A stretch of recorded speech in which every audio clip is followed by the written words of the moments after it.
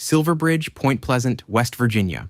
On December 15, 1967, at 4:58 in the afternoon, the Silver Bridge collapsed into the Ohio River during rush hour traffic. 46 people died. 2 of them were never found. The bridge had stood for 39 years. It connected Point Pleasant, West Virginia with Gallipolis, Ohio, and carried U.S. Route 35 across the river. On the day it fell, it was packed with cars, families out buying Christmas trees, commuters heading home from work, trucks hauling goods across the state line. What made the Silver Bridge unusual was its design. Instead of the traditional wire cable suspension system used on most hanging bridges, this one used a chain of steel eyebars, flat metal links, each about the size of a tall man, connected end to end in a single line on each side of the bridge. Every link carried the full load. There was no backup. If one link failed, the entire chain failed with it, and one link did fail. Investigators found that a single eyebar, link number 330 on the north chain, had developed a tiny crack in its eye, just 1/10 of an inch deep. The crack had started years earlier, caused by a combination of stress corrosion and metal fatigue in a spot that was impossible to see during a visual inspection. The overlapping joint where eyebars connected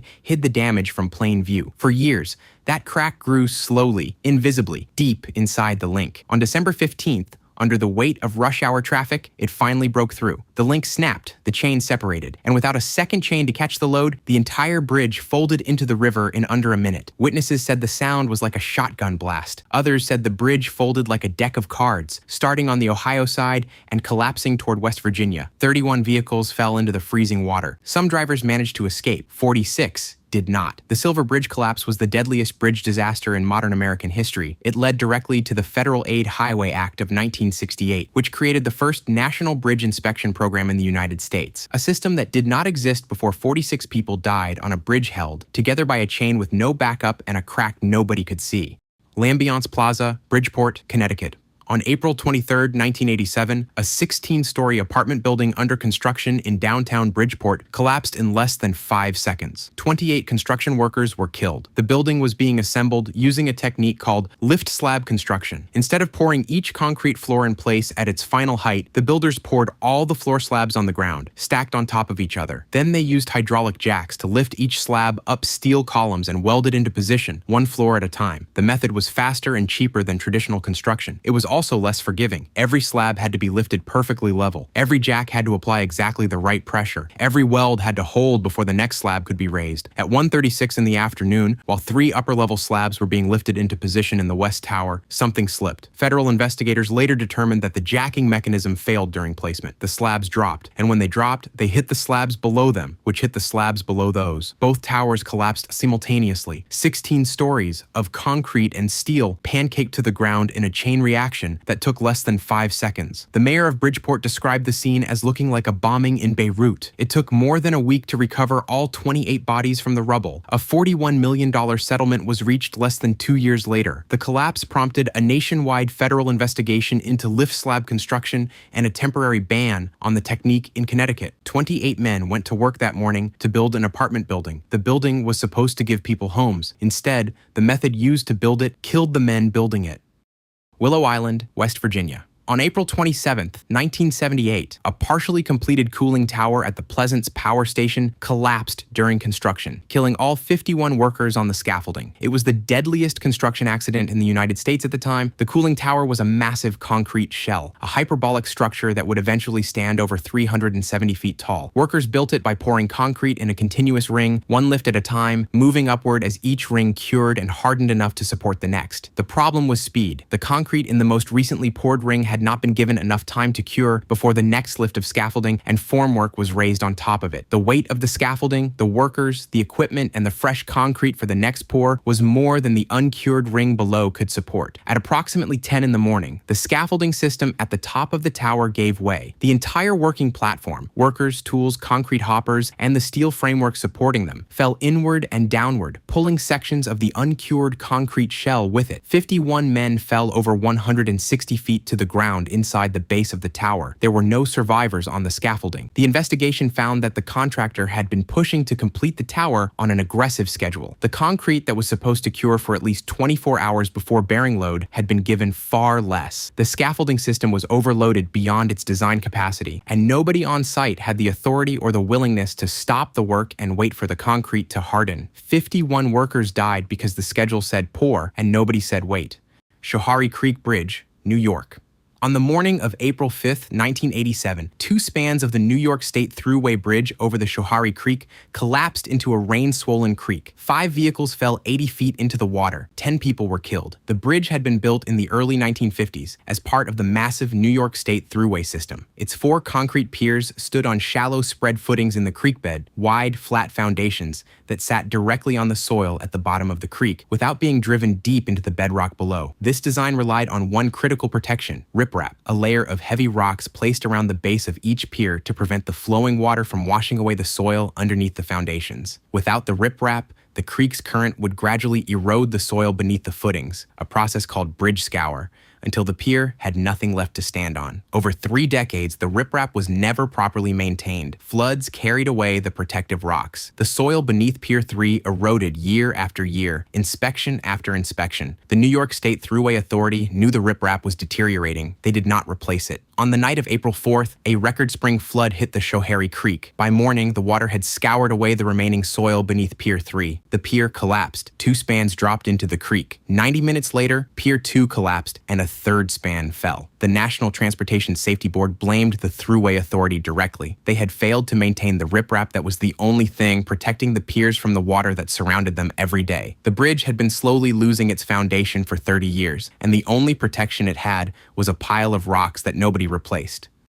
Mianus River Bridge, Connecticut. Just after 1:30 in the morning on June 28, 1983, a 100-foot section of the Mianus River Bridge on Interstate 95 collapsed into the river below. 2 tractor trailers and 2 passenger cars fell 70 feet. 3 people were killed and 3 more were seriously injured. The bridge used a pin and hanger connection system, a common design at the time that allowed adjacent bridge spans to connect at their endpoints using steel pins that passed through steel hangers. The system worked well when it was clean, but over 25 years of service, water and road salt seeped into the connection, corroding the pins and hangers from the inside out in a location that was almost impossible to inspect without disassembling the joint. On the night of the collapse, one corroded pin finally gave way. The hanger slipped free, and the 100-foot span it was holding dropped straight into the Mianus River. The investigation revealed something worse than a single corroded pin. At the time of the collapse, the state of Connecticut had just 12 bridge inspectors responsible for 4,800 highway bridges. Each 2-person team was assigned 400 bridges per year. An internal inquiry later found that some inspectors had cut corners, and in some cases, claimed to have completed inspections they had never actually performed. 3 people died on a bridge that was supposed to be inspected regularly, in a state that did not have enough inspectors to do the job, on a connection that was corroding in a place nobody could see without taking the joint apart, which nobody ever did. FIU Pedestrian Bridge, Miami. On March 15, 2018, a newly constructed pedestrian bridge at Florida International University collapsed onto the 8-lane highway below, crushing vehicles stopped at a traffic light. 6 people were killed, 5 in cars, and 1 worker on the bridge. The bridge had been installed just 5 days earlier. It was a single-span accelerated bridge construction project designed to be built off-site, transported in one piece, and set into position over a single weekend to minimize traffic disruption. The university celebrated its installation as a symbol of innovation and student safety. But before the bridge was even placed on its permanent supports, engineers had already observed cracking at a critical connection point, the north end of the bridge, where the deck met the vertical support member. The cracks were documented. Photographs were taken. A voicemail was left by the lead engineer at the design firm, reporting the cracking and stating that there was no safety concern. 2 days after that voicemail, the bridge collapsed. The National Transportation Safety Board found that the cracking was caused by a fundamental design error. The bridge's main load-bearing member had been under-designed for the forces it would experience. The cracks were not cosmetic, they were structural, and the decision to keep the road open beneath the bridge while engineers discussed the cracking meant that when the bridge failed, it failed directly onto traffic. 6 people died under a bridge that had been cracking for days, while engineers exchanged emails and voicemails about whether or not the cracks were a problem. They were. Hartford Civic Center, Connecticut.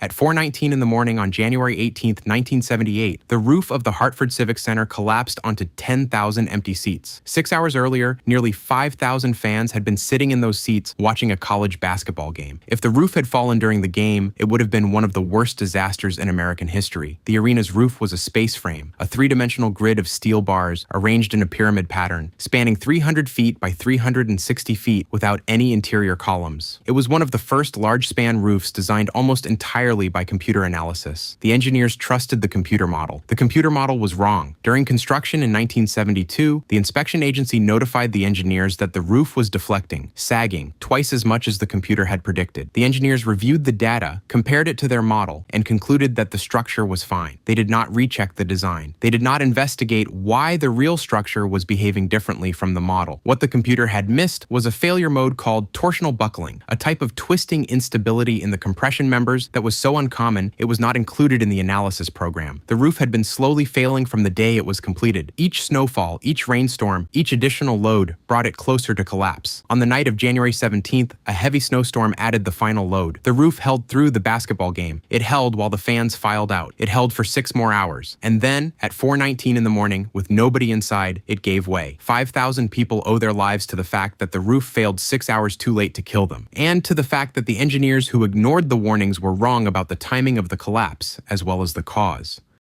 Tay Bridge, Dundee, Scotland. On the evening of December 28, 1879, the central spans of the Tay Rail Bridge collapsed during a violent storm, sending a passenger train and all aboard into the freezing waters of the Firth of Tay. 75 people died. There were no survivors. When it opened in 1878, the Tay Bridge was the longest bridge in the world, nearly 2 miles of iron lattice girders stretching across the river estuary between Fife and Dundee. It was celebrated as one of the great achievements of Victorian engineering. Queen Victoria crossed it. Its designer, Thomas Bouch, was knighted for building it. Less than 2 years later, his bridge lay in the river and 75 people were dead. The official inquiry found that Bouch had made no explicit allowance for wind loading in the design of the bridge. He had consulted an expert on wind forces for a separate project, a proposed bridge over the Firth of Forth, but never applied that knowledge to the Tay Bridge. The cast iron piers that held up the central spans were narrower than his previous designs, with less cross-bracing and weaker connections. The iron castings themselves were found to be riddled with manufacturing defects, cracks, cold shuts, and scabs that weakened the columns from the inside. Workers and passengers had noticed the bridge shaking and swaying in the wind for months before the disaster. The bridge inspector, a bricklayer, not an engineer, reported the movement but took no further action. The lateral shaking was visible to anyone who looked, but nobody with the authority to close the bridge ever did. On the night of December 28th, winds gusting to 80 miles per hour hit the bridge at right angles. The central high girder spans, the tallest and most exposed sections, broke free from their piers and fell into the river, taking the train with them. The engine, 5 passenger carriages, and a luggage van plunged into the freezing estuary. Not a single person survived. The inquiry concluded that the bridge was badly designed, badly built, and badly maintained. Thomas Bouch, who had been knighted for building it, died less than a year after the disaster. His career, like his bridge, did not survive the investigation. The Tay Bridge collapse shattered Victorian Britain's confidence in its own engineering and led to fundamental changes in how bridges were designed, inspected, and maintained, not just in Scotland, but around the world. The lesson was as simple as it was devastating. A bridge that ignores the wind will eventually meet one it cannot survive. If you like this video, subscribe for similar ones.